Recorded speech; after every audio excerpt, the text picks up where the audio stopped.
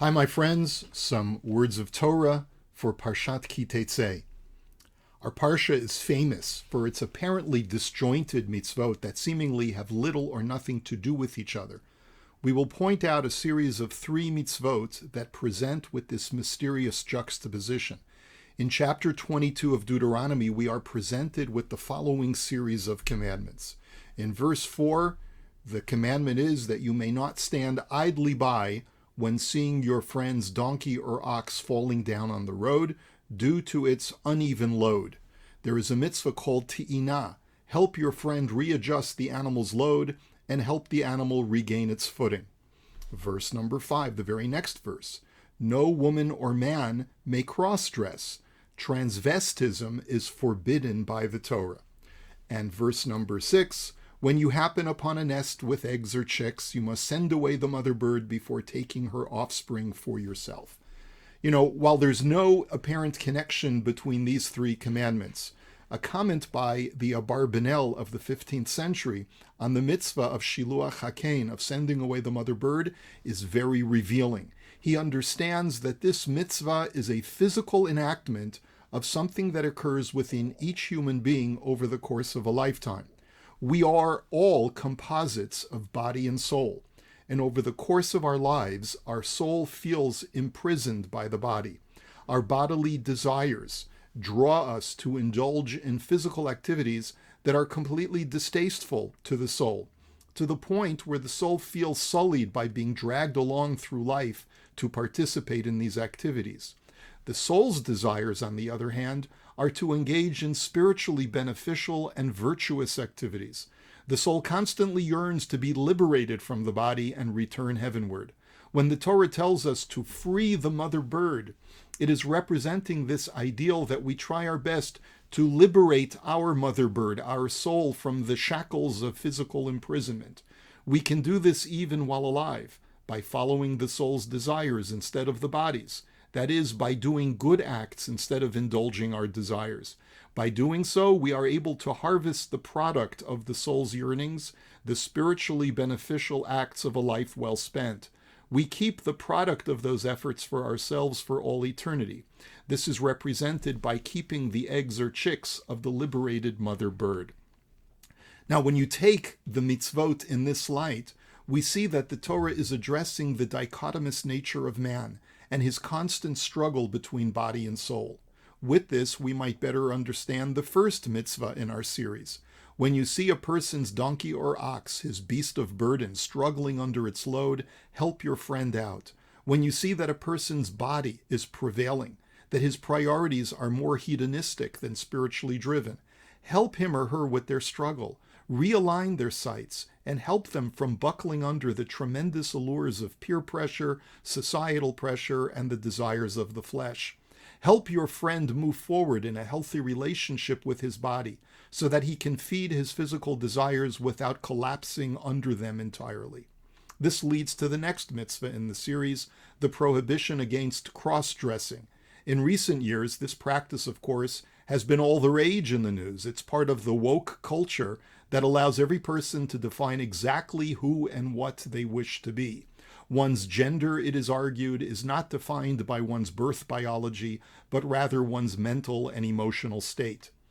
While it's certainly true that some biological males have feelings of femininity, and some biological females have feelings of masculinity, beyond the very binary gender of one's biology, there's greater fluidity, no doubt, and there's certainly nuance and shades of gray in one's emotional gender.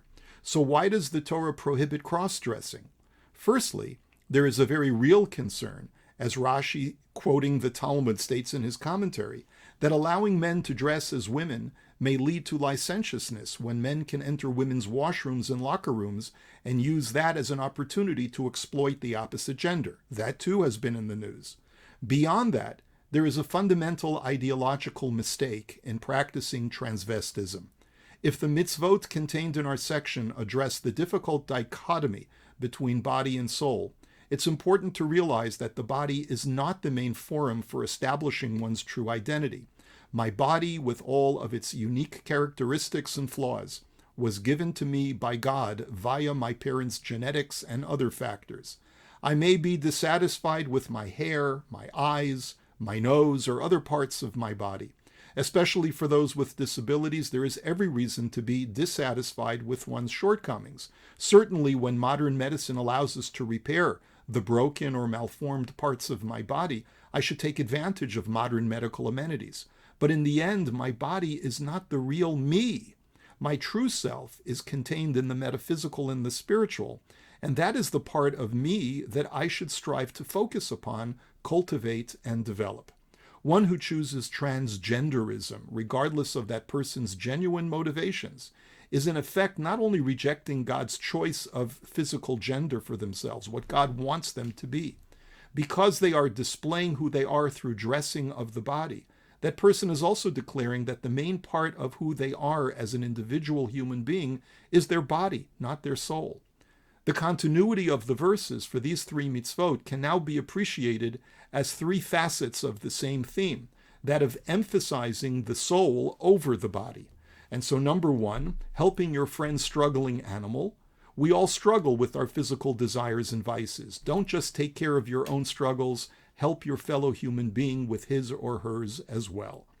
Cross-dressing. Don't define your true essence by your bodily manifestations. Accept your body as a shell of the real you, which is your spiritual essence. Regardless of your mental or emotional state, maintain your body in the way God gave it to you, and then focus on and nurture your soul. Your feminine or masculine identity will emerge naturally in your soul without you having to dress up your body artificially. And finally, send away the mother bird. Liberate your soul by freeing it from the fetters of your physical desires. By listening to your soul's inner stirrings and acting upon your lofty spiritual calling, you will be able to reap the sweet fruits of a life well lived, the eggs of the mother bird. Society's new wokeism allows every person's identity to be as fluid as they like. But this runs counter to this ideal of the duality of the human condition and the primacy of the soul in that hybrid composition. When we look at ourselves in the mirror and see only our exterior as our defining persona, then we are losing touch with the Torah's message that the most real part of who I am is the soul. Instead, we should embrace and celebrate the body that was given to us by God, while at the same time placing our main focus of interest and effort on the good deeds and altruistic efforts in life that are reflections of the soul's influence upon us.